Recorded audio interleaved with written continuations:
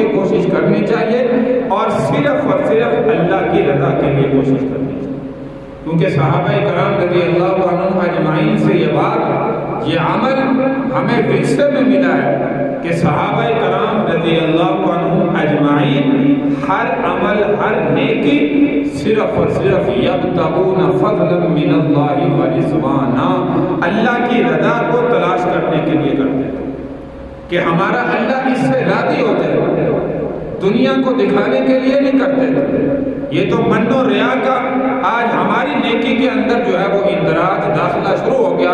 ہم جو ہے وہ نیکی کرتے ہیں تو کہتے ہیں جی لوگوں کو دکھائیں، لوگ دیکھیں میں اللہ کے راستے میں سخاوت کرنے والا ہوں، یہ بندہ بڑا سخی ہے۔ لوگوں کی زبان پر میرے تذکرے ہونے چاہیے، میرے بھائی لوگوں کی زبان پر تذکرے کرانے کے بجائے ہمارا تذکرہ اللہ کے دربار میں ہو، یہ ہمارے لیے فائدہ مند ہے۔